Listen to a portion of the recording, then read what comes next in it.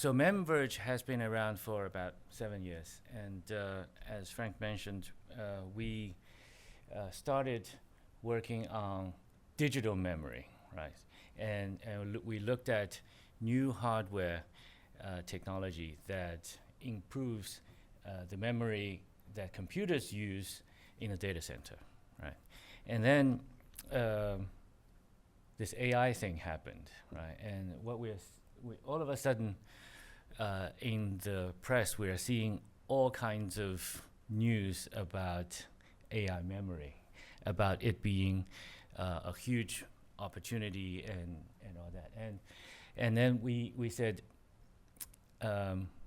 this is where the future is, and we got to do something about that.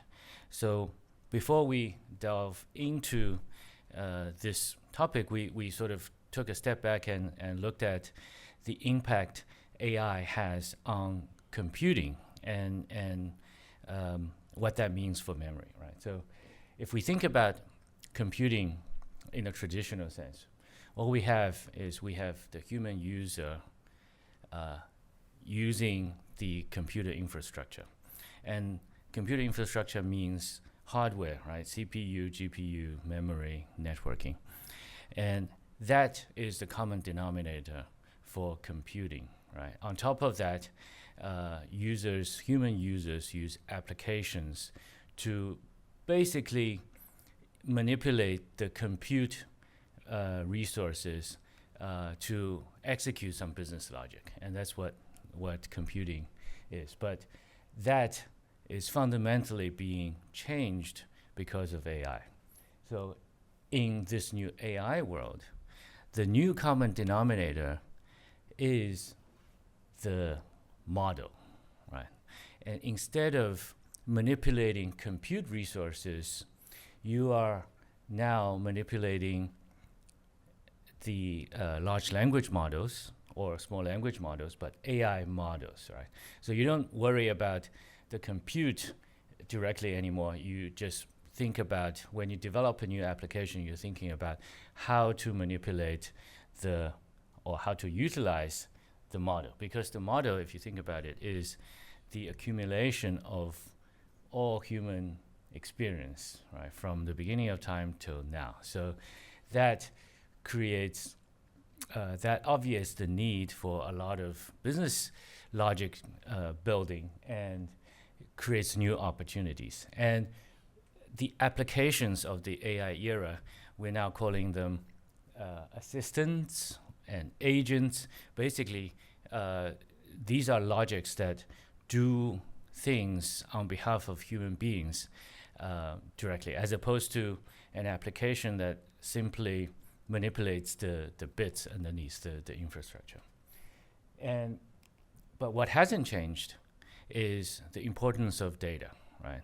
So in the traditional world, we have data that's been accumulated through human actions, right? Take photos, you write emails. These are the human data.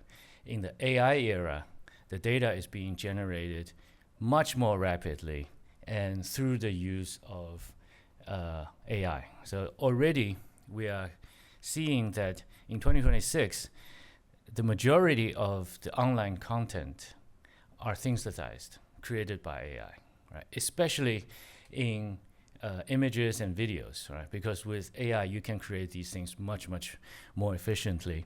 And now the job is not so much creating new content, but to use them effectively and to determine what's real, what's not, that kind of thing. So most of the data going forward will be created in a context of an AI interaction.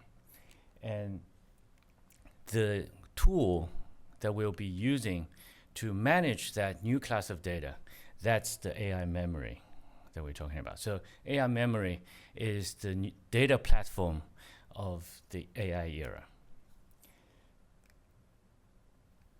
So it's the data platform of the AI era is going to be different from the data platform of the computer era, if you will. And because AI memory is fundamentally different from traditional data, right? So in the traditional data platform, you have OLTP or OLAP, or maybe a hybrid kind of platforms. But in those situations, once the data has been stored into the platform, they're static, right? Whereas in AI, the memories that are being created, they're active and they are intelligent and they adapt to the context. So for example, when first there's a temporal component, right? You collect information about the user's preference in food. I like pizza. But if I said I like pizza 2 years ago, and since then I've said I like salads, right? One can claim that the more recent information will supersede the more historical. And when an application or when an agent retrieves the information and tries to find out what my food preferences are, they have to give more weights to the more recent statement, right? So the memory will change. The memory adapts also, right? So if it's a restaurant recommendation kind of scenario, then the answer to the question, what does this person like, is salad and maybe pizza.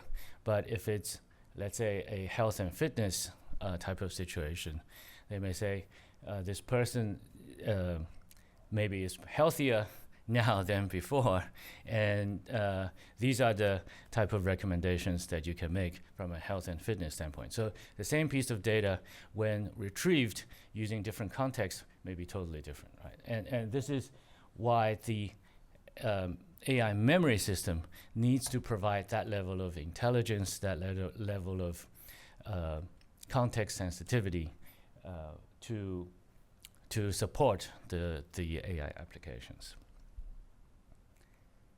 So another thing that hasn't changed is that data is persistent, right? And data should belong to the creator of the data, regardless of the model that they use, regardless of the agents that are using it. So what we say is models come and go and agents come and go, but data persists. Let me go back one. Right. So recently, several of my friends switched from ChatGPT to Gemini because Gemini 3 came out and seems to be very good. But all the context or all the information that's been generated through ChatGPT over the past 6 months, 1 year, they were not able to really carry over to Gemini. So a lot of the context are gone, right? But with an AI memory system, really, they should be able to retain all of that. And I think that that's a very important aspect of AI memory. So Yuval Harari, one of my favorite authors, he said that data is the most valuable resource in this era, right? And the interactions that we have with AI, the intellectual property that's created in that process, that's going to be perhaps the most valuable resource that we have going forward. So the ability to capture that that intellectual property as an asset, the ability to make the memory portable, right? Taking it to whatever model and using it, applying it for whatever agent that we want to run. That's one of the most important traits of AI memory system as well. So this is why MemVerge as a company did a pivot, and we are now focused 100% on developing AI memory systems. So we have an open source project called MemMachine.ai, and it provides it provides a memory platform that allows you to run across multiple models that provides not only episodic but semantic memory, and it provides, we want to say, the highest performance in the industry in terms of memory retrieval. So it's the architecture and the specific use cases. We have another session. Charlie, my colleague here, will demonstrate it and explain in detail. But at a high level, the system provides two main kinds of memory. One is episodic, and one is semantic. Right? So it's episodic memory will basically store individual interactions and allow you to use these individual interactions as context for future queries. And semantic basically will interpret these episodes and create profiles and create semantic understanding of these episodes, and so that in a later query or in a later AI interaction, we can create the context. So this is basically looking at, I was talking to Mike there about sports teams and advertising, looking at the games that a person watches over the course of a few months and being able to determine the person's favorite team, favorite player, so that instead of for a new request for, let's say, recommendations on a game to watch, instead of listing the whole every game that this person has watched over the 6 months, the context is this is a Sonics fan, and this person's into NBA, right? So making the future query much more efficient. So our system supports various ways for developers to use, right? So we support MCP so that models can use us as a tool. We support SDK so that developers can use our API to develop their applications. Again, Charlie will show how the system works in detail in a later session. So Locomo long conversation memory is a benchmark that's widely accepted in the industry to measure the accuracy and capability of a AI memory system. And we are very proud that we have scored perhaps the highest score of all the memory systems out there. And if you look, actually, the just between our 0.1.3 version and 0.1.9 version, we've improved even further. So this is an active area of development, and we are making it better on a daily basis. So the MemMachine.ai project is quite young. I think we started just 6 months ago. But even in this very short period of time, we've had the opportunity to work with a lot of individuals, startups, and organizations.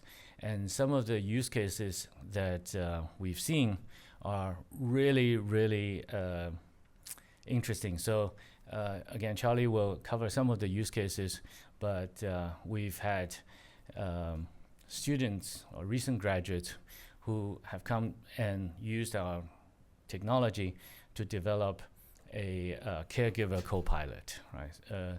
AI system that helps caregivers to be much more efficient in caring for different kinds of patients. We've had business personal assistants. We've had, actually a startup that's using our technology to deliver personal business assistants that can help a business user summarize and do all kinds of daily tasks right from their Slack, right, and without ever leaving it. So this inspired us to create this incubation lab. And this is still in the planning process, but the idea is that we want to work with builders, AI application or agent developers, to help them not only build killer products, but also take these products and bring them to the next level, right? So this is especially relevant for individual and startups. So we will work with them and tap our network to introduce them to VCs or accelerators so that they can take their product and turn them into commercial success. And we will also provide expert guidance around business and products to help them succeed. Once the product is production ready, then we will also help promote them through our websites, through our social media channels. The idea is that when these use cases succeed, that's the only time that MemVerge can succeed. So that's the next step for our company, and we also will continue to use the AI Memory Forum community to promote the AI memory technology, right? Not only our technology, but the AI memory technology in general, because we think that's going to be a huge area of opportunity and the most critical component in AI building in the years to come. Any questions? But this is a very high-level overview. Again, Charlie will provide the details of our technology later. Yep. I have a question. It's just kind of theoretical, but when you talk about how the ownership of data will be like managed by the person who created it, and you talk about like exporting it and moving it around from platform to platform, what data model do you think it's going to look like? Like, is it going to be a bunch of JSON? Is it going to be vectors? Like, is it going to be a new data format? Like, what is it going to actually look like, the export artifact? Right. It's a great question. So for the sake of the recording, I'll just quickly repeat the question and see if I understand it correctly. So the question is, what is the exact format that we'll be using to represent the AI memory that's being created, right? So that we can transport it, so that we can take it to different models. So also, it's not only a, let me see if I can,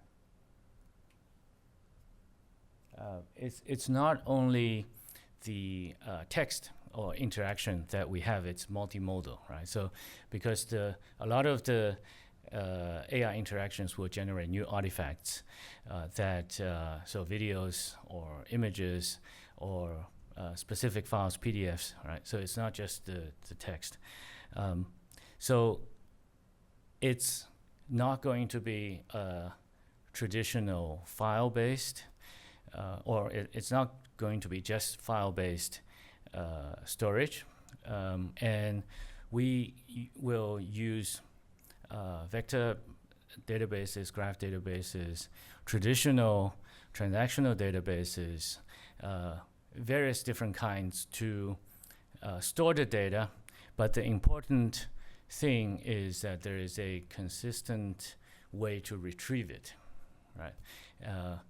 In a sense, I think that how we store is implementation dependent, but how we retrieve is more important, right? So as long as you have a standard way of ingesting and retrieving the data, that's all that matters, right? So the actual data format will depend on the type of memory and depend on the use case. So Charlie will get into how MemMachine.ai does it today later on, but I think it's not the only way. Okay, great. So Frank, let me hand it back to you.